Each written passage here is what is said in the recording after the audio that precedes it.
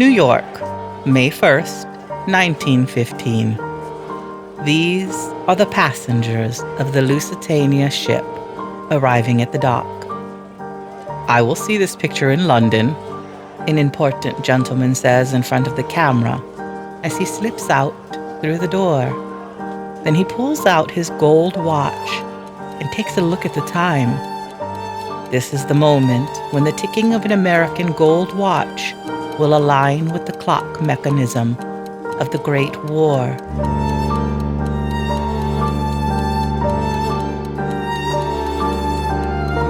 Six days later, a German torpedo struck the Lusitania as she was reaching the Irish coast.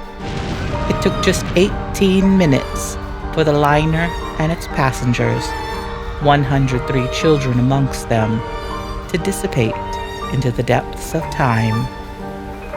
An instant ago, some of those infants had been playing on the deck, turning their dolls to face the sun.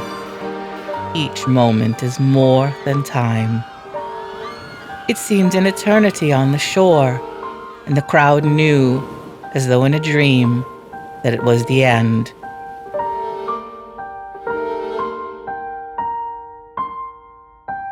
But not for Judge Patterson Hatch. On the other side, he saw souls passing to and fro in bewilderment and grief. Drawing near to the scene of disaster, Hatch met a child soul who wandered up and down, looking for something which it could not find. Have you ever seen a living child weeping over the soulless corpse of its mother?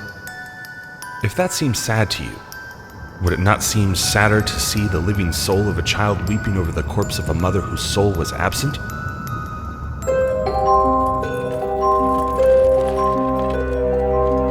Hatch knew how to dispel the fog of grief from a soul, but the story of his mental profundity exercised from the other side, as an evidence of a soul's survival, commenced 3 years earlier.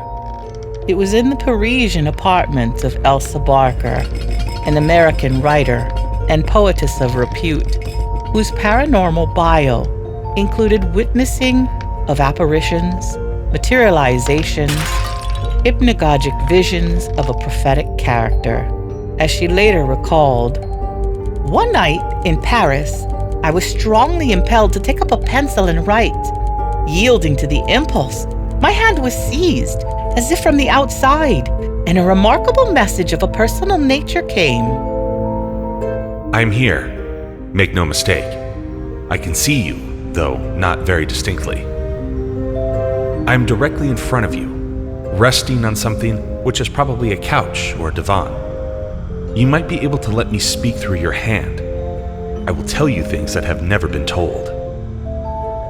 And Barker indeed let him speak for years.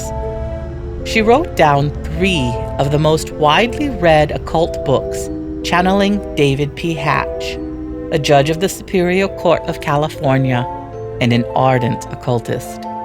He called himself Astral Scheherazade and was eager to dictate to Barker his letters from a living dead man, chronicling his experiences on the other side. More than 100 years later, I decided to contact Andrew Anderson, one of the most sought-after psychic mediums of Chicago, whose knowledge on the other side has been regarded by thousands of clients and the police, and would complement the profundity of David Hatch. This is a conversation at the point where the 4 winds get together, and also between 4 people: Judge Hatch, Elsa Barker, Andrew Anderson, and me. Barker's room. The French furniture and the portraits on the wall make it quite crowded, no matter the fact that it is only Barker there. Her profile is illuminated by a radiant low moon, and soon Barker and the mystery of the full moon seem to be engaged in one and the same revelation. In the sunlight, we cannot be seen at all. The light of the sun is coarse and crude, and it put out the lights of the spirits. Spirit is relevant and absolutely around and can be seen in daylight, sunlight, raining, cloudy, nighttime. It really doesn't matter. Although I do agree that during rainy days or cloudy days, full moon, those are times when I can pick up spirit even better. So I do think that there's some validity to what he's saying.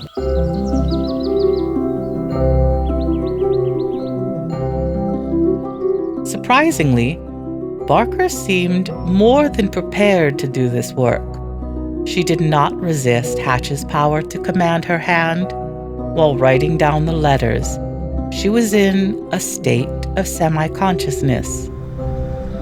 Now, you may wonder how it is that I pass easily from this world to yours, seeing into both. But you must remember that your world and mine occupy about the same space. I have only slightly to change my focus at any time to find myself in your world. I do know that spirit has the ability to bilocate and to be anywhere at any time. And just by thinking them and feeling them, they come around us. They also have the ability to bilocate. If a family loses a loved one, the spirit can be around two people at one time, depending on who needs them the most. Later, Barker admitted, "In a few instances, I was so near unconsciousness that as I laid down the pencil, I had not the remotest idea of what I had written." After a while, I may be able to enter your mind and to know all the antecedent thoughts and plans in it. I do agree with the theory of the author. Spirit can read our minds and what our intentions are, and sometimes they do intervene to change that thought process, because sometimes as humans we take the path of most resistance to where we're going to get anyway. Spirit knows how and when and where we're going to be, and they try to help us get there down the path of least resistance. When the Judge Hatch is near, Barker sometimes feels a certain change in temperature. He recalls his first days on the other side being uncomfortable by the reason of cold, but that was already past. There is much moisture in our bodies over here. Perhaps that is one reason why contact with so-called spirit sometimes gives warm-blooded persons a sense of cold and they shiver. You have been curious, perhaps, as to what we eat and drink. If anything, we certainly are nourished, and we seem to absorb much water. You also should drink plenty of water. It feeds the astral body. Water does play a pivotal role in our health and well-being, even on the other side. I see spirit all the time sitting down to meals with loved ones as if they're eating the same meal themselves. They enjoy it in a different way than we do, but they get the same nourishment and the same fulfillment as we do as human beings. Hatch also said that it's easier for children to adjust themselves to the new life on the other side than it is for grown persons. The children on the other side grow up, about as gradually and imperceptibly as they would have grown on Earth. I agree and I disagree to part of the statement. I do agree that children on the other side do grow up and evolve in a different rate than human beings. Although most children that I've ever seen that have passed are some of the oldest souls you can imagine. They have lived many lives. So when they go to the other side, they will appear as children, because that's how the parent or the people that have lost them would remember them. The children do grow up as the people grow up. Then, Barker takes a look at Hatch's photo. A well-grounded man with an impeccable ability to seem involved in mundane matters pertained to order. She recalls an afternoon, long time ago, the day of their last encounter, and there is a small sense of oddness. Did they know that their next encounter will be paranormal? I like keeping my photograph on your mantle as you do. It helps me to come. There's a great power in a photograph. I do agree with the author. Having pictures or souvenirs or some trinkets that remind us of a loved one who has passed helps very much, as does communicating with them before a reading or talking to them in general. The spirits that are around us are much more alive than we are as human beings. We just cannot comprehend that because of the way God made us. Those letters made for Barker the life on the other side as vital and real as the life here in the physical realm.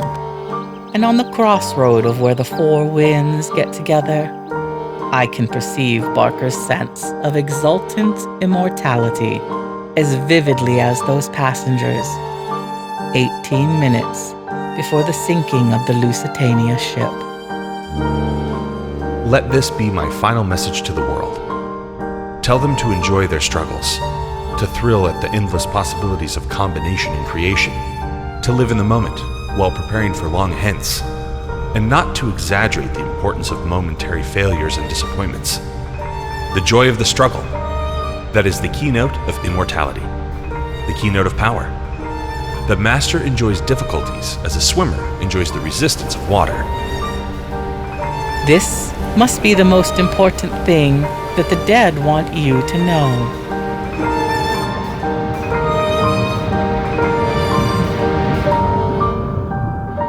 If you want to hear more about what the dead want you to know and other classical metaphysical books, please subscribe for more.